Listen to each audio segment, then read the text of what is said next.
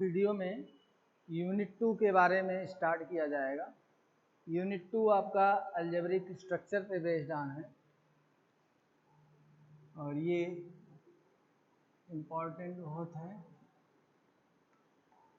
Algebraic structure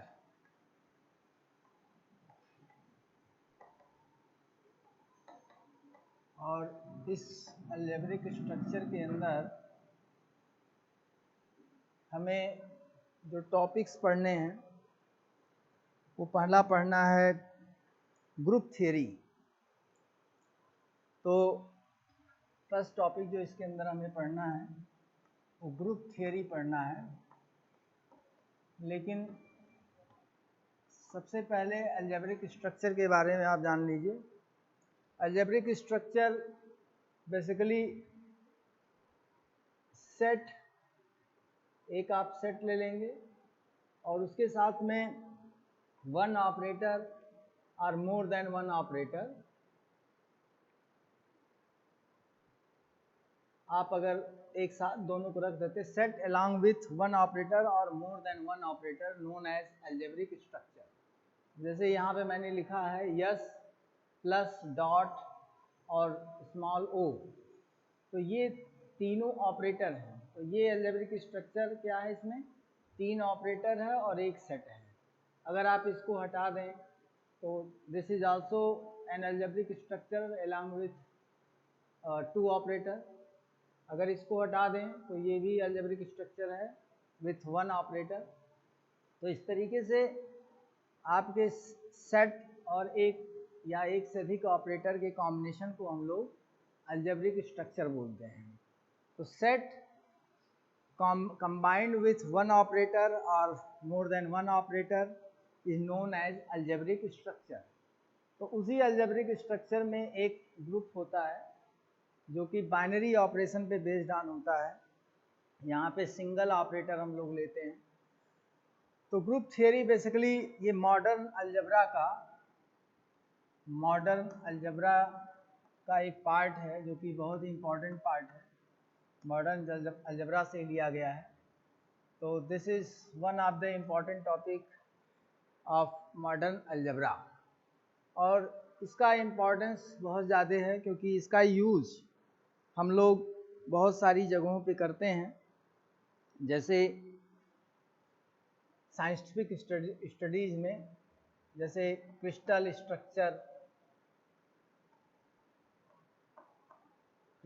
structure में करते हैं।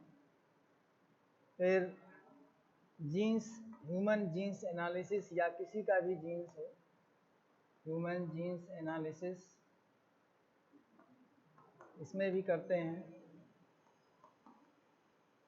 और कंपाउंड के कॉन्फ़िगरेशन में भी हम लोग करते हैं। तो कॉन्फ़िगरेशन ऑफ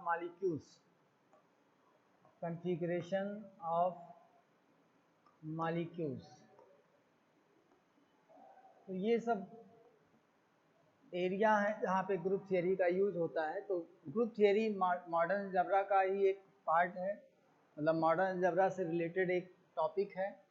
और ग्रुप थियरी के हेल्प से हम लोग ये सब चीज़ें कर सकते हैं ब्रॉड लेवल पे। साइंटिफिक एरिया में, साइंटिफिक रिसर्च एरिया में क्रिस्टल स्ट्रक्चर हो गया, ह्यूमन जीन्स एनालिसिस हो गया, कॉन्फ़िगरेशन ऑफ मॉलिक्यूल्स की स्टडिंग कर सकते हैं। ऐसे so many areas in which we use group theory concept. तो ग्रुप के बारे में अब देखते हैं। पहले ये एक बाइनरी, इसका स्ट्रक्चर कैसा होता है। जैसे G स्टैंड फॉर ग्रुप, और अगर आपने एक ऑपरेटर ले लिया, मान लीजिए प्लस, तो ये एक ग्रुप है। तो ग्रुप आपका एक सेट रहेगा और एक बाइनरी ऑपरेटर रहेगा, ठीक है। इन दोनों को मिला के ग्रुप बनता है, लेकिन उसको प्रॉपर्टी होल्ड करनी रहती है। जैसे आगे चल के आप पढ़ेंगे, क्लोजर प्रॉपर्टी है, एसोसिएटिव प्रॉपर्टी है, आइडेंटिटी लॉ है और इन्वर्स लॉ है। तो अगर वो होल्ड करेगा तभी ग्रुप कहा जाएगा। अलजेब्रिक स्ट्रक्चर को तभी हम ग्रुप कहेंगे। ये अभी अलजेब्रिक स्ट्रक्चर है, single operator set along with a single operator. लेकिन ये ग्रुप कब होगा, जब जो 4 प्रॉपर्टी हमने काउंट कराया है या कंडीशन कह लीजिए, closure property, associative law, identity law, closure law, associative law,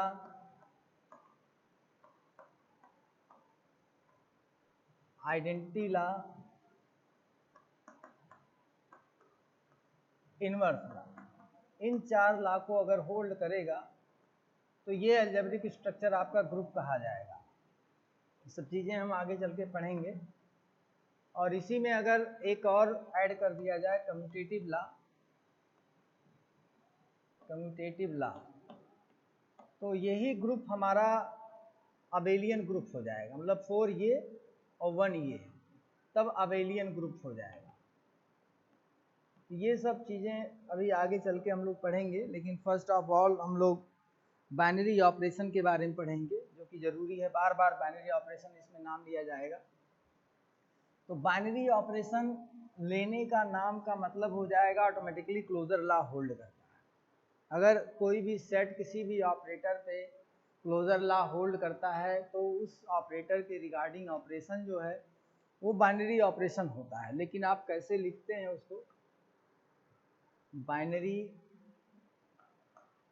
operation, binary operation के बारे में जानते हैं पहले। तो एक सेट है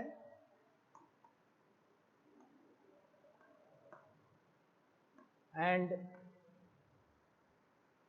प्लस इज ए ऑपरेटर, या क्रॉस ले रहे हैं, इज ए ऑपरेटर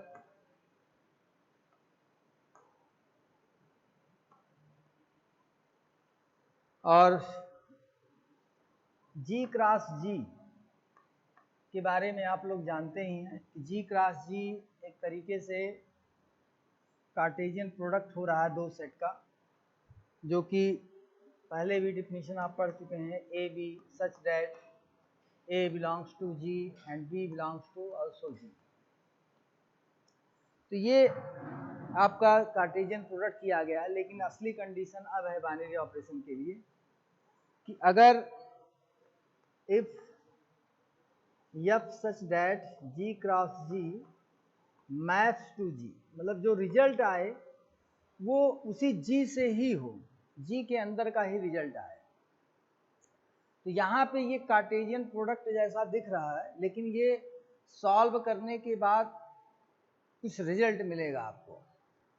तो अगर रिजल्ट जो है हमारा जी से संबंधित है, क्योंकि ये यहाँ पे कार्टेशियन प्रोडक्ट है, अगर मैं इसको चेंज कर दूं तो आपको थोड़ा और क्लियर हो जाएगा कि ये प्लस बाइनरी ऑपरेशन है और ये कार्टेशियन प्रोडक्ट के लिए है। अभी कार्टेशियन प्रोडक्ट किया गया तो यहाँ पे जो इसका आउटकम आए, यानी कि जो जिससे वो मैप कर रहा हो जी से मैप करे, ठीक है, तब आपको चीज़ें क्लियर हो जाएंगी।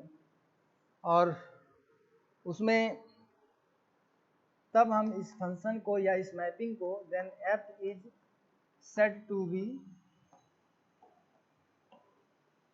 Binary operation.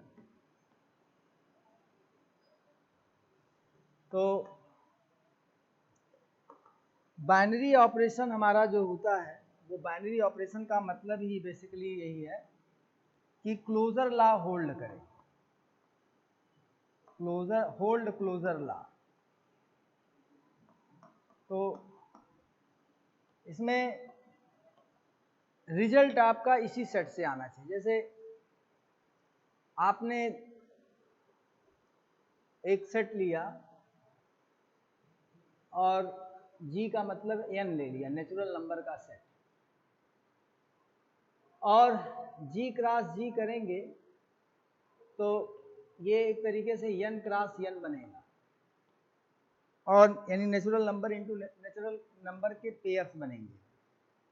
और मान लीजिए कि आपने ऑपरेशन लिया प्लस, तो कोई भी दो नेचुरल नंबर आप अगर मान लीजिए a belongs to n, b belongs to n, आप इन दोनों को अगर ऐड करेंगे तो ये नेचुरल नंबर से ही रिजल्ट बिलोंग आएगा।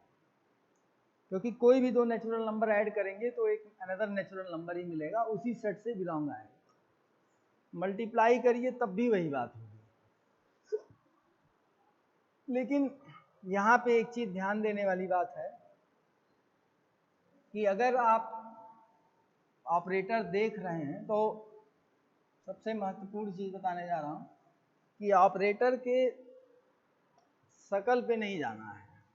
ऑपरेटर आपका ऐसा दिख रहा है या ऐसा दिख रहा है या ऐसा दिख रहा है, तो ये नहीं समझ लेना है कि एडिशन ही उसका मतलब है या मल्टीप्लिकेशन ही मतलब है। इसको भी आप लोग मल्टीप्लिकेशन ही समझते हैं, तो इसका मतलब ये नहीं होता है कि मल्टीप्लिकेशन ही की तरह ही ट्रीट होगा। क्वेश्चन को ध्यान से पढ़ना रहेगा कि क्या उस ऑपरेटर का मतलब बताया गया है। तो ऑपरेटर को हम लोग देख कर नहीं ऑपरेट करेंगे, उसमें उसकी वैल्यू जिस तरह से डिफाइन होगी, ये सिंबॉलिकली है, सिंबल लिए गए हैं। अब ये सिंबल का क्या मतलब है क्वेश्चन के अंदर में बताया गया होगा। तो अगर हम देखें कुछ एग्जाम्पल यहाँ पे लिख रहे हैं, जैसे ए बी अगर आपके नेचुरल नंबर से बिलोंग है तो पता है कि अगर ये एज यूजुअल एडिशन है तो रिजल्ट भी नेचुरल नंबर से बिलोंग आएगा। एज यूजुअल मल्टीप्लिकेशन है तो भी रिजल्ट भी उसी से बिलोंग आएगा, नेचुरल नंबर से ही बिलोंग आएगा। लेकिन अगर आप देखें ए माइनस बी, तो ये कोई ज़रूरी नहीं है कि नेचुरल नंबर से बिलोंग हो, कोई ज़रूरी नहीं है। फॉर ऑल ए बी नहीं होगा, ठीक है, ये ध्यान देने वाली बात है। कुछ के लिए होगा, कुछ के लिए नहीं होगा। फॉर ऑल ए बी यहाँ पे होगा, यहाँ पे भी होगा। जैसे अगर आप 5 और 3 को ऐड करते हैं तो 5 3 इक्वल टू 8 आएगा। वैसे कोई भी दो नेचुरल नंबर लेके ऐड करेंगे तो कोई ना कोई नेचुरल नंबर ही आएगा। यहाँ पे भी 5 इंटू 3 करिए तो 15 मिलेगा, दोनों की दोनों नेचुरल नंबर है, तीनों के तीनों। लेकिन अगर आप 5 माइनस 3 करते हैं तो नेचुरल नंबर मिलता है, लेकिन 2 माइनस 5 करते हैं तो नेचुरल नंबर नहीं मिलेगा, ये नेचुरल नंबर से बिलोंग नहीं है। तो फॉर ऑल पे ध्यान देना है। फॉर ऑल जो बोला जाता है कि सभी ए बी के लिए बात कही जा रही है, उस कंडीशन पे ध्यान देना। हो सकता है किसी इंस्टेंस पे आपके दिमाग में ये बात ना रहे, लेकिन ये हमेशा रखना है कि हम जो भी लिखते हैं यहाँ पे फॉर ऑल ए बी, तो ये चीज़ें हमें ध्यान में रखना है कि फॉर ऑल ए बी की बात हो रही है, हर एक पेयर के लिए बात हो रही है। अब इसके बाद हम लोग कंपोजिट टेबल के बारे में देखेंगे। इसके अंदर जब स्टडी करेंगे तो एक कंपोजिट टेबल बनता है।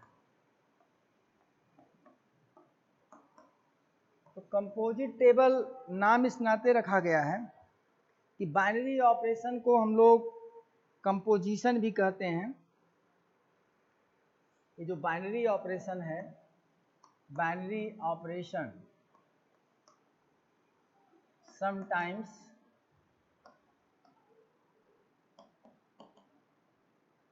also called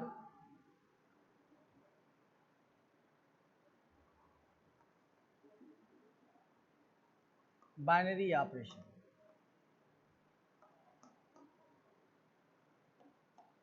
sorry composition. तो इसी के नाते हम लोग बाइनरी ऑपरेशन से रिलेटेड जो टेबल है उसको हम लोग कंपोजिट टेबल बोलते हैं। तो sometimes binary operation is also called composition, so related table is known as composite table. और कंपोजिट टेबल में हम लोग मैट्रिक्स की तरह से बनाते हैं कि अगर मान लीजिए कि आपका सेट है, अलजेब्रिक स्ट्रक्चर मान लीजिए है G प्लस, और G की वैल्यू दे रखी है ABC, तो यहाँ पे प्लस बाइनरी ऑपरेशन मान लीजिए है, ठीक है, ये प्लस जो गिवन है plus is binary operation. Binary operation का सेंस तो एक तो ये भी है कि ऑपरेटर के इधर भी एक ऑपरेंड है, ऑपरेटर के इधर भी एक ऑपरेंड है, ये भी एक सेंस है। लेकिन यहाँ पे बाइनरी ऑपरेशन का सेंस और भी है, एक्स्ट्रा भी है सेंस, क्लोज्ड होना चाहिए, क्लोजर लॉ को होल्ड करना चाहिए। मतलब कोई भी दो एलिमेंट इसमें से ऑपरेट कराएंगे लेकर तो रिजल्ट उसी सेट से आना चाहिए। तो ये आपका बाइनरी ऑपरेशन का महत्वपूर्ण एस्पेक्ट है। तो अगर कंपोजिट टेबल इसका बनाएंगे तो यहाँ कॉर्नर पे ऑपरेटर लिख दिया जाता है और यहाँ पे वो सारे एलिमेंट लिस्ट कर दिए जाते हैं दोनों जगहों पे। अब यहाँ पे देखिए जो एंट्री आएगी वो टोटल 9 एंट्रीज आएंगी, 3 × 3 = 9। अगर आप कार्टेशियन प्रोडक्ट करिए इनका तो ए बनेगा, पहले रो फर्स्ट जो पेयर का फर्स्ट पार्ट होता है वो रो के नाम से जाना जाता है। यहाँ पे ए के करस्पॉन्डिंग एंट्री करनी है। अब ए के करस्पॉन्डिंग क्या मतलब a + a का रिजल्ट क्या आएगा। यहाँ पे क्या होगा b + a का रिजल्ट लिखा जाएगा, यहाँ पे c + a का, यहाँ पे a + b का, यहाँ पे a + c का, यहाँ पे b + c का, यहाँ पे c + c का, यहाँ पे c + d का। रो को पहले बोला जाएगा, कॉलम को बाद में। कॉलम वाला जो नाम है वो ऑर्डर्ड पेयर का सेकंड पार्ट है और इधर वाला जो नाम है वो ऑर्डर्ड पेयर का फर्स्ट पार्ट है। तो अगर ये बाइनरी ऑपरेशन है तो इसके अंदर ए बी सी के अलावा और कुछ नज़र नहीं आएगा। अब मान लीजिए रैंडमली हम ऐसे लिख दे रहे हैं, क्योंकि ये तो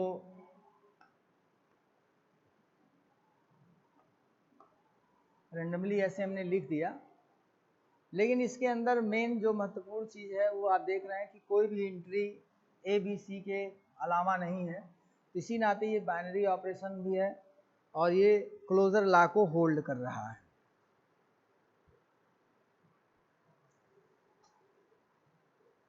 तो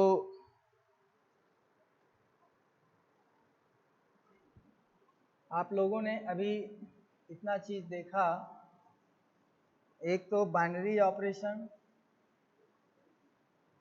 जो चीज़ें आपने अभी सुना, सबसे पहले अलजेब्रिक स्ट्रक्चर के बारे में बताया गया है। अलजेब्रिक स्ट्रक्चर आपका सेट रहता है और सेट के साथ में सिंगल ऑपरेटर या डबल ऑपरेटर या ट्रिपल ऑपरेटर, ऐसे सो ऑन कुछ भी हो सकता है। और उसके बाद बाइनरी ऑपरेशन के बारे में, बाइनरी ऑपरेशन में रिजल्ट हमारा ये एक तरीके से मैपिंग है कि हर एक ऑर्डर पेयर का जो मैपिंग होगा या रिजल्ट आएगा उसी सेट से बिलोंग करेगा। और उसके बाद आपने कंपोजिट टेबल के बारे में जाना। अब इसके बाद में हम लोग देखेंगे कंपोजिट टेबल में आपने यहाँ पे ऑपरेटर लिखा, यहाँ पे एलिमेंट लिस्ट कर दिया और उसके बाद एंट्री यहाँ पे देखा। एंट्री कुछ भी हो कोई दिक्कत नहीं है, लेकिन अगर एंट्री ABC में से ही है तो समझ लीजिए बाइनरी ऑपरेशन है, यानी कि क्लोजर लॉ को होल्ड करना।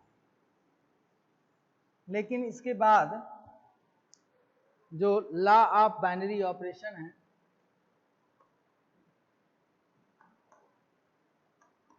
बाइनरी ऑपरेशन,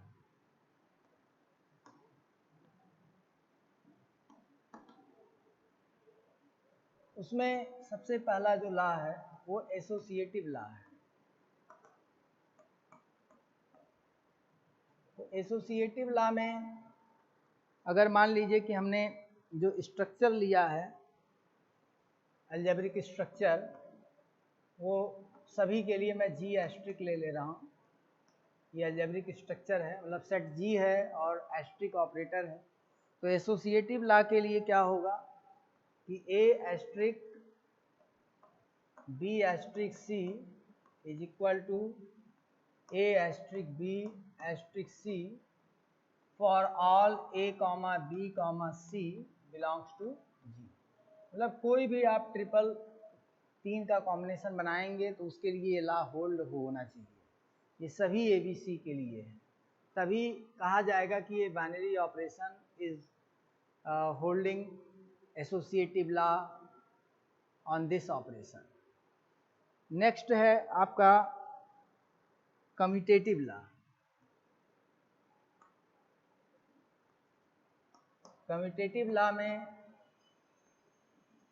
अगर A*B is equal to B*A हो, वो भी फॉर ऑल A, B, मतलब हर एक पेयर के लिए, तब ये बात होगी।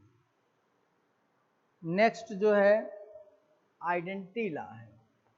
तो आइडेंटिटी लॉ में नाम तो आइडेंटिटी लॉ है, लेकिन बेसिकली इसमें आइडेंटिटी एलिमेंट का एग्जिस्टेंस की बात करते हैं हम लोग। Identity element existence. तो इसके लिए जो लॉ है वो ये है कि देयर एग्जिस्ट, इसका मतलब होता है there exist an element E belongs to G such that, there exist इसका मतलब होता है there exist E belongs to G such that का साइन बना दे रहे हैं। E cross A, E asterisk A, क्योंकि हमने एस्ट्रिक ऑपरेटर लिया, ऊपर ही लिख दिया था, is equal to A asterisk E is equal to A for all A belongs to G। तो एक ऐसा एलिमेंट उस सेट के अंदर होना चाहिए जिससे अगर हम ऑपरेट कराएं बाकी सारे एलिमेंट को, तो उन सब एलिमेंट पे की सेहत पे कोई फर्क ना पड़े, वही रिजल्ट आए। तो ये आइडेंटिटी एलिमेंट हो गया। इसी तरीके से आपका इनवर्स एलिमेंट है या इनवर्स लॉ है, उसको बोलते हैं। क्लोजर लॉ तो पहले ही देख चुका आप लोगों ने। बाइनरी ऑपरेशन, हर binary operation closure law hold करता है। तो इनवर्स लॉ में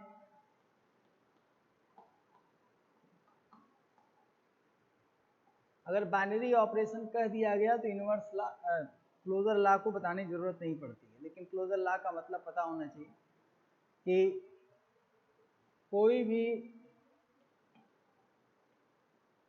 फॉर ऑल, इसको इसी नाते अलग से लिख दे रहे हैं, for all A, B belongs to G, A asterisk B belongs to G, सभी A B के लिए जो रिजल्ट आए वो उसी सेट से बिलोंग होना चाहिए। इसको अलग से बता दिया, ऐसे ही बता सकते हैं। इनवर्स लॉ, तो there exist B for all A, there exist B in G for all A belongs to G such that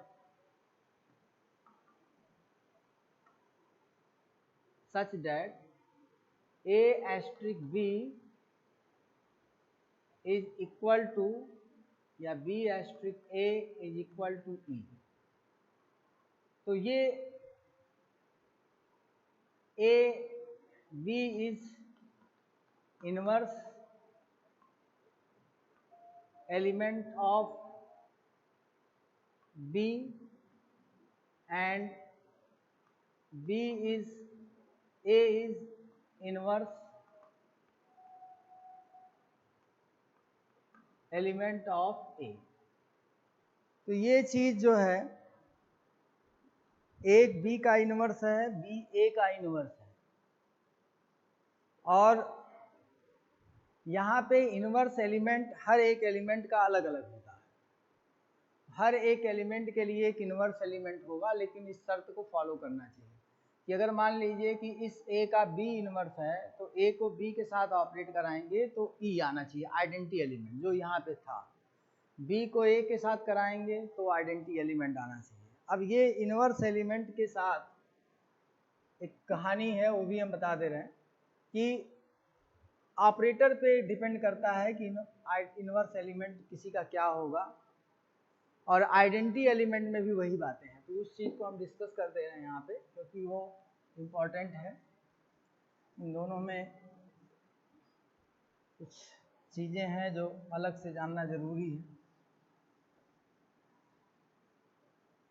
क्योंकि दो ऑपरेटर हम लोग जनरली ज़्यादा पढ़ते हैं। एक है एडिटिव, मतलब एडिशन नेचर का, एडिटिव आइडेंटिटी एलिमेंट, और मल्टीप्लिकेटिव आइडेंटिटी एलिमेंट।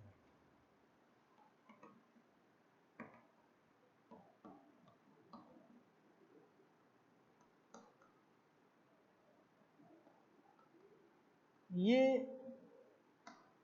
अगर आप देखें एडिटिव आइडेंटिटी एलिमेंट और मल्टीप्लिकेटिव आइडेंटिटी एलिमेंट, ये दोनों अलग अलग है। एडिशन के साथ आइडेंटिटी एलिमेंट कुछ और रहेगा, मल्टीप्लिकेशन साथ कुछ और रहेगा।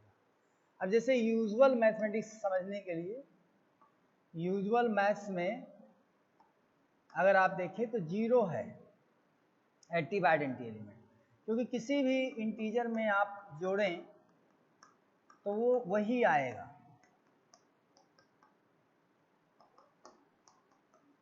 तो ये अगर इस तरह की चीज़ें हैं तो उसको हम लोग एडिटिव आइडेंटिटी एलिमेंट कहते हैं। तो यूजुअली 0 है वो यूजुअल मैथमेटिक्स स्टार्टिंग। और मल्टीप्लिकेटिव आइडेंटिटी एलिमेंट में अगर देखा जाए तो 1 है यूजुअल मैथ में, 1। अब आप देखिए 3 में 1 का मल्टीप्लाई करिए या 1 में 3 का तो 3 ही आता है। 4 में 1 का करिए या 1 को 4 में करिए 4 ही आता है। ऐसे बहुत सारे आपको मिल जाएंगे। और इसी तरीके से एडिटिव इनवर्स भी होता है, एडिटिव इनवर्स और मल्टीप्लिकेटिव इनवर्स।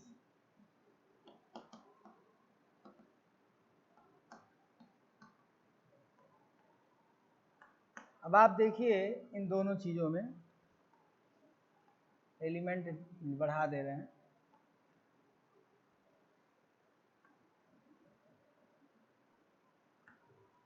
अगर आप 3 एक एलिमेंट लीजिए और मान लीजिए उसका एडिटिव इनवर्स एलिमेंट x है, तो 3 + x = 0 आना चाहिए। तो सॉल्व करने पे x = -3 आएगा। तो 3 का एडिटिव इनवर्स -3 हो गया।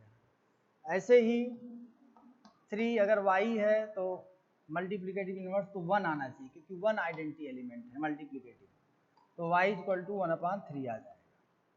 तो इस तरह के कॉन्सेप्ट को दिमाग में रखेंगे तो ये पूरा चैप्टर समझ में आएगा, नहीं तो दिक्कत होगी। तो ये आइडेंटिटी एलिमेंट और इनवर्स दोनों का मतलब आपको क्लियर आना चाहिए।